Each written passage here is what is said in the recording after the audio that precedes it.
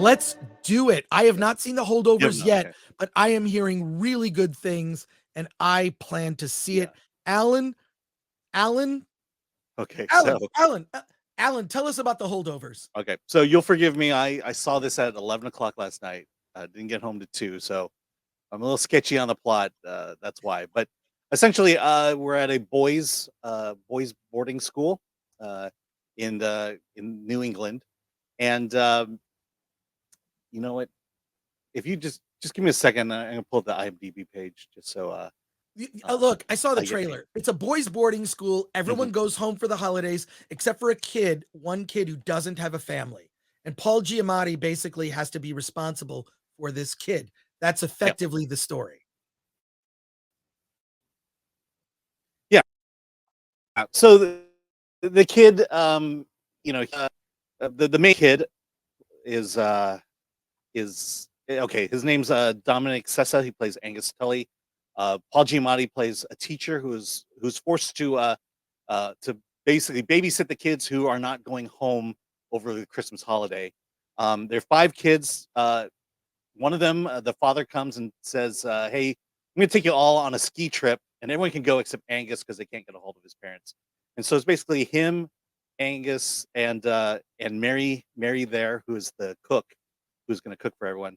They're the 3 who are left behind, and the movie is essentially about kind of breaking down walls, breaking down barriers. This kid is, he's on his last leg in terms of patience his parents have for him. He's, if he screws up at this boarding school, they're going to send him to military school. And this takes place in the 70s. So if he goes to military school, he's most likely going to go to Vietnam.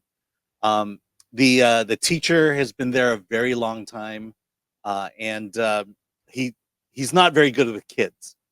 And so the entire movie is about them, kind of being together, kind of going on an adventure later on in the movie. And and as you can guess, the barriers start breaking down. Um, in terms of, I heard the same thing you heard about this movie, that this is a great movie, that it's a hilarious movie. I will say it's really good. I don't know that I would say it's great, and I would say there are funny moments, but I wouldn't say it was hilarious. But it's a very sweet movie. The way it plays out, Paul Giamatti.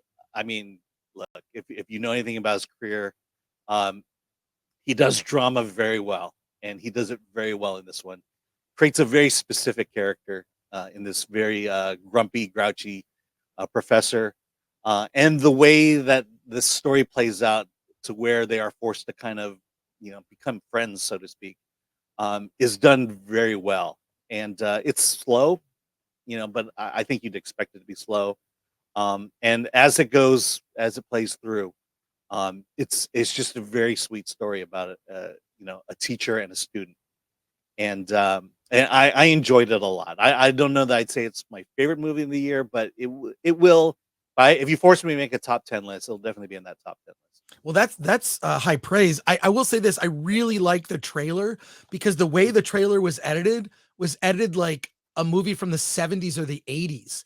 The trailer Well, the was whole movie feels that way. yeah. I mean, It's it is it it's it's shot on set film. right. So it's soft edges throughout the whole thing. Mhm. Just the tone of it, the fact that they have these wide shots in the 70s, and they do a really good job of making it feel like the 70s, especially on their trip to Boston. Um, and yeah, it's I would, if you like drama and you like kind of a coming of age type drama, this is a good one.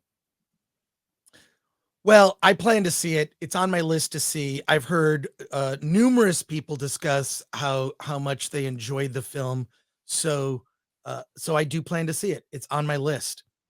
We have other films we're gonna. So, Alan, bottom line on the Holdovers, Yeah, it's an 8. Definitely go see it. 8 out of 10. Recommend.